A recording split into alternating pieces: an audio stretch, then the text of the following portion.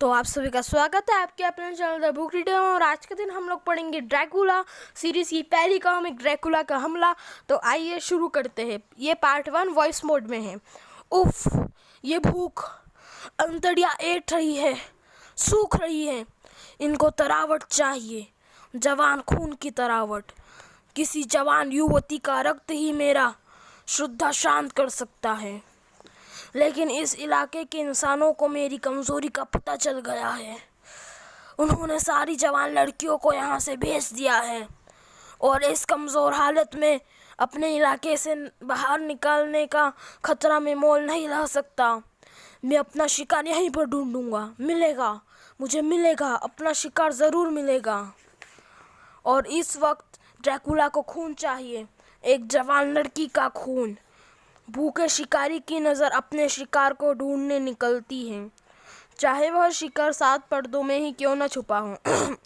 और एक बार शिकार पर नज़र पड़ते ही शिकारी की भड़कती हुई भूख बर्दाश्त से बाहर हो जाती है और शिकारी बगैर एक पल भी गंवाए शिकार पर टूट पड़ता है। और उसी वक्त उसे पता चलता है कि वह शिकार नहीं, शिकार फंसाने वाला पिंजरा है। ये तो मोम की गुड़िया है।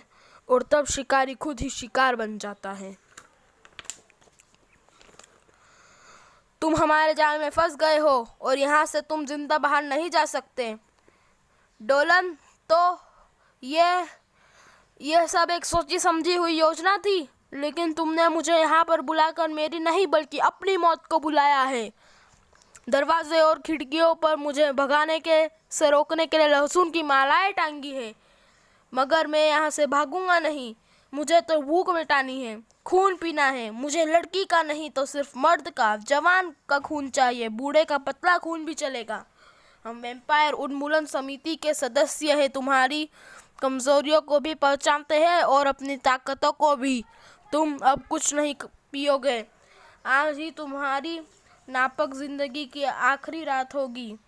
आज तुम मरोगे ड्रैकुला, आज तुम मरोगे। हा हा हा, ड्रैकुला इन मामूली हथियारों से नहीं मरता मूर्खो। अब तो मैं क्रॉस तक से नहीं डरता। ले देख ले, क्रॉस को पकड़ लिया मैंने।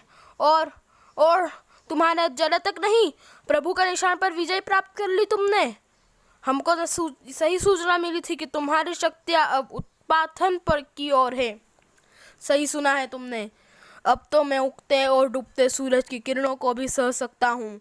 अब वे मेरे शरीर को जलाती नहीं हैं। जल्द ही सूर्य भी मेरा दुश्मन नहीं रहेगा।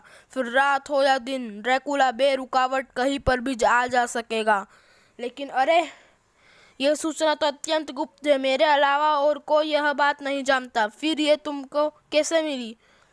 फरिश्ते ग्रेबियल से, और उसी फरिश्ते ने तुमको खत्म करने के लिए रास्ता भी बनाया है। ग्रेबियल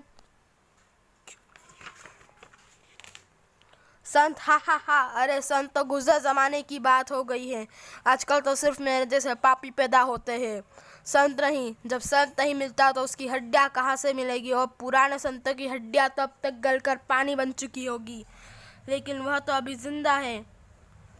तब तो तुमने यह नहीं सुना कि महान समाज सेवक प्रभु के दास यूरोजिन को अभी अभी पोप ने संत की उपाधि प्रदान की है।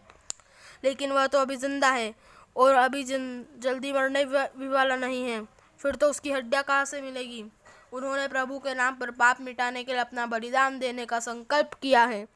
1 महीने से खाना पीना छोड़ रखा था उन्होंने, और कल उनकी मृत्यु भी हो गई। उन्हें सांस लेना भी बंद कर दिया। मरते ही उनके शरीर से मांस और चर्बी लुप्त हो गई। ओह, लेकिन ड्रैकुला अमर है, उसको कुछ भी मार नहीं सकता। ये सिलसिला यहीं पर ख़त्म नहीं होता ड्रैकुला। तुम्हारी मौत की घड़ी आ गई है।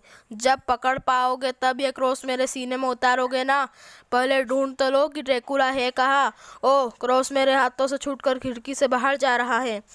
अब ऐसे ही तुम सबकी जिंदगी अभी तुम्हारे हाथों से छूट जाएगी। ड्रैकुला का विकराल रूप था वह। एक एक करके वैम्पायर उन्मूलन समिति के सदस्यों के बदन खून से खाली होते जा रहे थे। हा हा हा, भूख मिट गई ड्रैकुला की। सुना था कि इंसानों को मौत बुलाती है, लेकिन आज इंसानों ने मौत को बुला लिया। हा हा हा हा। अब कौन मारेगा ड्रैकुला को? अरे कोई है? आओ मारो ड्रैकुला को। कोई नहीं है, कोई नहीं इस दुनिया में। अरे ये आवाज़ कैसी? अरे अरे ये हड्डियों का ढांचा अपने आप उठकर कैसे खड़ा हो रहा है? ये कैसा चमत्कार है?